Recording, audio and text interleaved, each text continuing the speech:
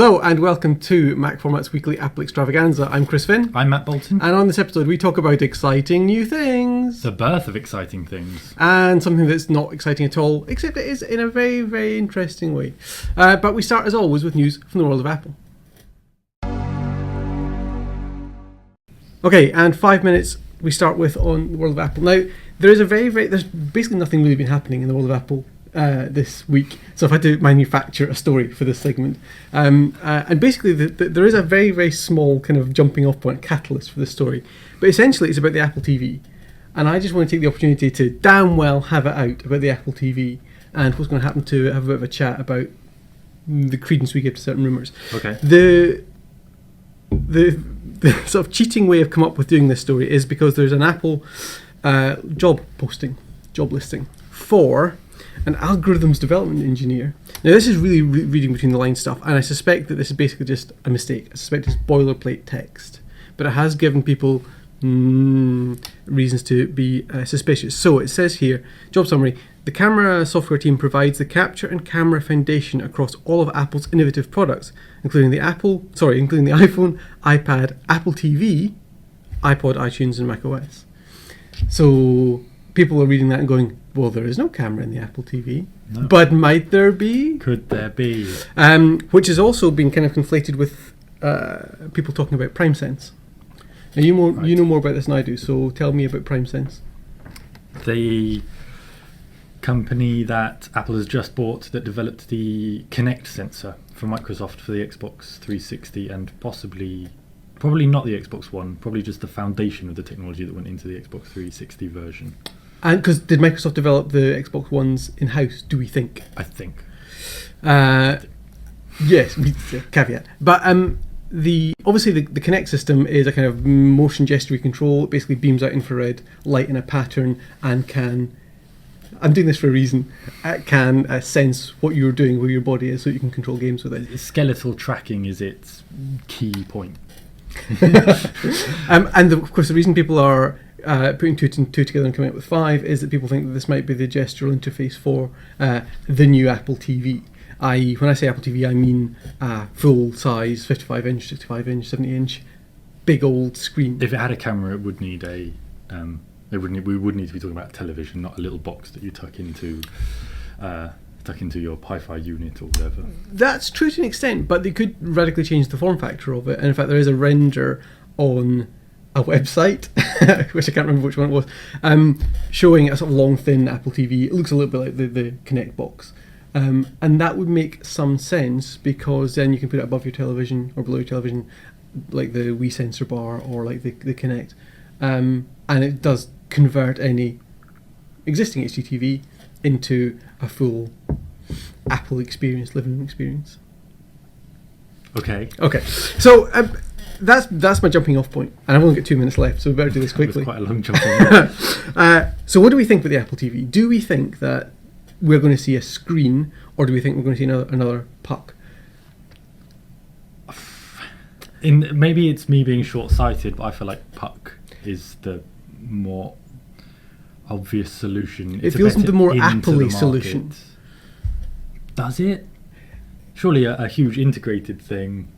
Well, it feels more Apple-y in as much as it's something that is an easier sell. It's a backdoor sell. Part of the other reason I wanted to talk about this was because in 2013, Apple made $1 billion from the Apple TV, and Cook coyly said it's getting hard to call it a hobby anymore. Yes. Because it is becoming a really big thing. Content deals are the key thing. I don't think we'll ever see over-the-air broadcasts, Freeview in the UK or cable in the US. No point now. It's all going to be content deals, channels, whatever Apple can do to control that experience. But it feels that we're really coming to an inflection point with the Apple TV. You've been talking a lot about it with gaming. Yes, where I think it's unlikely to become a console, that they're unlikely to put up an A7, an A8 chip in it or whatever, turn it into an Xbox. Xbox 360, like, in theory, possibly the next Apple chips could do an Xbox 360 level or PlayStation 3 level of graphics or whatever, depending on all sorts of factors. But it seems like an expensive and awfully committed way of going down that road, when I think they're already putting these guts into the iPad, having the Apple TV just as a client dumb that streamer. takes AirPlay, and that the calculation is done elsewhere. It makes the Apple TV cheaper, which makes it a better in if you don't have to put expensive bits in. Apple doesn't really care about gaming. Not really. Institutionally, it doesn't care. It'll sort of facilitate it and kind of tolerate it, but it doesn't seem to want to really put effort behind it. Gaming made sales of the iPhone, and that's why it cares about it there. Yeah. But it doesn't anywhere else. No. So it doesn't. Well, that's it. Time up on this episode. Let's move on to the wider world of tech. Okay, so for 5 minutes now, we are going to talk about the birth of the World Wide Web, as supposedly happened this week. I think there's a lot of dates you could pin it to. Do we mean the World Wide Web or do we mean the internet? I never really followed I it think properly. we mean the web. Oh, I think that's a good point. Maybe I should have researched that better. I'm pretty sure it's the web. I saw a lot of people complaining about it. But a lot of people complaining about the nomenclature people were being used and saying people are confusing these two things. Now, obviously, you and I know the difference. The internet is the big network of stuff. The World Wide Web is a bit of that sits on top of it, but it's a bit that most of us are familiar with. Yes. But I think it's the web. Well, let's imagine because they had Tim Berners-Lee talking about it, yes. and he wasn't involved in the internet. No, just he was in the web. in the web. So let's imagine it's the web. Yes. This probably wasn't the first time I used the internet, but the first thing I remember using it for was to download strategy guides for Nintendo 64 games around my friend's house and then print them out, like hundreds of pages to get through Zelda the Ocarina of Time, and things like that. And it was so slow. The printing was slower than downloading, even on the whatever pitiful dial-up we had then. I don't know. What did you first do with the internet? I remember I was thinking about this the other day because a lot of people were doing their reminiscing memories of it. And the first time I used the internet that I can remember is at my older brother's student. Well, it wasn't the halls, but there was a computer suite, and I'd obviously heard about the internet. But I remember really excitedly going in and sitting down at a terminal and going, "I'm on the internet." You say you'd heard about the internet, but where would you have heard it from? How did we communicate? But the weirdest thing was I sat, and this is a really strong memory. I sat down and I didn't know what to do. Didn't know what to do. And I think I'd seen, probably in MacFormat actually, because I did used to read MacFormat before I became an editor. When you were deputy editor. Reference to excite.co.uk as a search engine. Yeah. And I think I typed that in. But it didn't work because I think I didn't put HTTP, and browsers were much less resilient I was a Lycos to that man. sort of thing. Anyway, enough of my reminiscing. But it is a big deal. My first ISP was CompuServe. So do you still remember your big long number? No. For your email address? No, I didn't. I wouldn't have had it. I guess Mum probably had an email address, but it was just going in, and then MSN was sort of the main thing, and chatting was the primary thing I really did with it. But I remember my wife works with a couple of very, very young colleagues, and one of them genuinely doesn't remember a time before the internet, which for us, people of our generation, I'm 34, you're in your late 20s, we were very, very much on that cusp. Yeah. I think we probably can't call ourselves digital natives because we definitely remember a time pre-internet. But this colleague of my wife's just said, how did you communicate? How did you do stuff? But the damnedest thing is, I can't remember. We had to talk. And that was the worst. It's like there's a Russell Brand sketch, isn't there, about before mobile phones, you just had to arrange to meet someone at a place at a time. And if you showed up and they weren't there, you just had to go home. Yeah. And it's a really strange thing to think about, the amazingly transformative power of this. And obviously we're building more and more stuff on top of the internet as well, more and more services and protocols and stuff to do more and more. And I still get a little shiver every time I do a video chat with someone, especially like intercontinental. And it's not just that it works, it's not just that there are billions of dollars, trillions of dollars of infrastructure behind me doing that with satellites and stuff, but it's that it's free. And that's just mental. It really is insane that you can do that for free. Imagine having to do that 20 years ago, 30 years ago. That would have been governmental level stuff. If that. I was reading this morning about that Harvard is appointing a Wikipedian in residence. In residence, yes. And I thought that was kind of, for that to happen 25 years on from the start of the web, for a entirely web-based, community-based encyclopedia to have to take a place of prominence in Harvard University is perhaps quite a nice kind of cherry on the top of the 25 years cake to show how far, and of course, how far it's progressed. I had an anniversary for Douglas Adams again this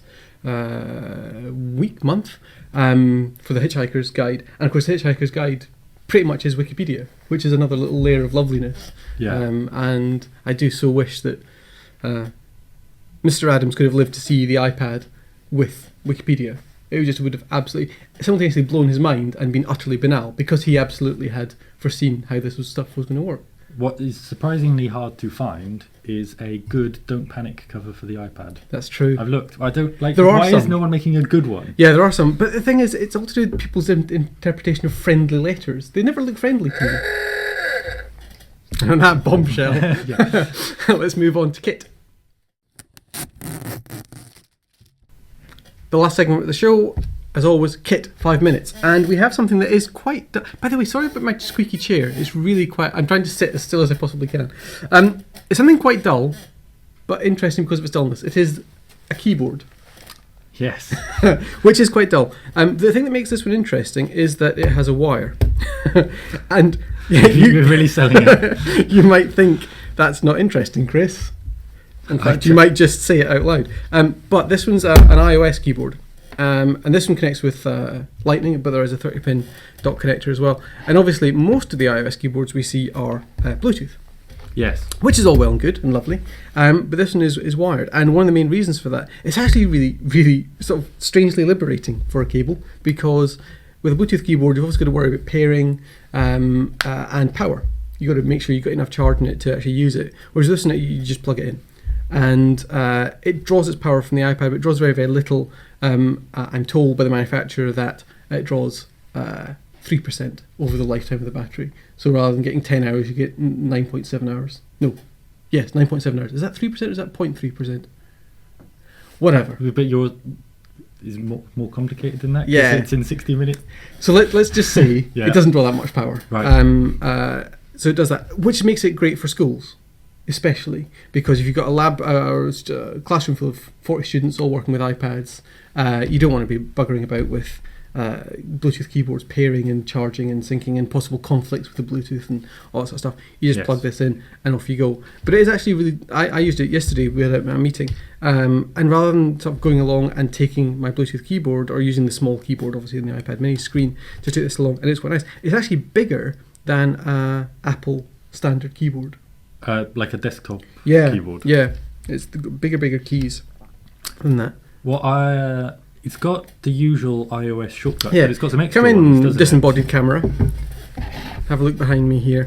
If you come right in close, you'll see you've got the standard iOS shortcuts like home button, search. We've also got dedicated keys for different currencies, which is rather nice, and slideshow and bring up the keyboard and all that sort of stuff. But there's also some stuff that we haven't seen before often, so we've got some dedicated TLD keys here, so you can just type in web address really quickly.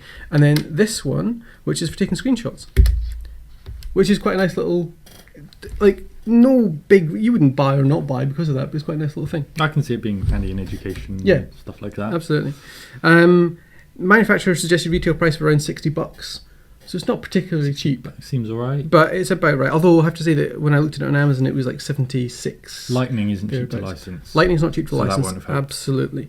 But it feels all right now. This is going to make horrible noises come through this keyboard, so microphone. I'm going to hold it like this. Well, this will be a good typing experience, won't it? But we both tried it. It does feel... You find it a little hard. Yeah, I find that the keys are nice and sort of crisp clicky when you and press crisp, them, but when you actually reach the bottom, it's a hard impact, Yeah. unlike a relatively soft kind of cushioning from the Apple keyboard. But it's actually... I think it's a genuinely nice bit of kit.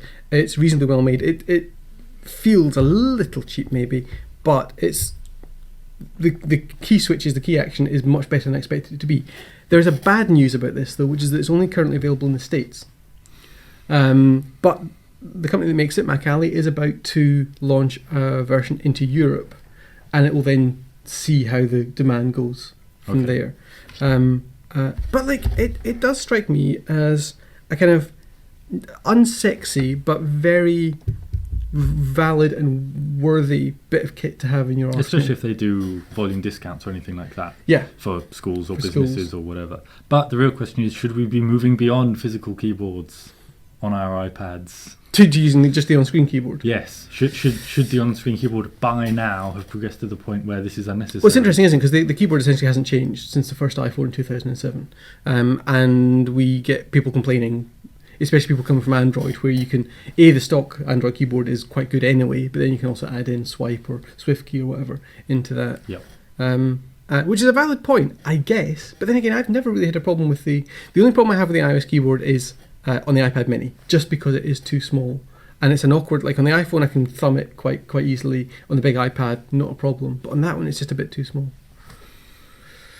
So there we go. I guess there's a target point for this one is iPad mini users. Yes. Which I think the iPad mini is quite popular, so that works. That works as a target. In fact, this one's even bigger than a normal keyboard, so you might have the opposite problem of your fingers not overcompensation, stretching to the keys.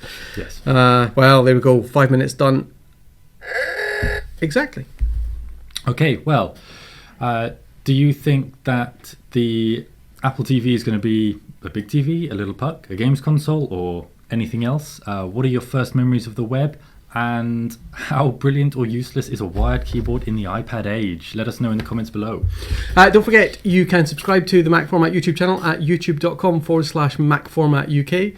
You can catch up with all of our previous episodes of the MacFormat Weekly Apple Extravaganza, and you should definitely check out our native iPad edition, which you can try completely free inside the app. You can get that at macformat.com/iPad. And we'll see you next week. Bye.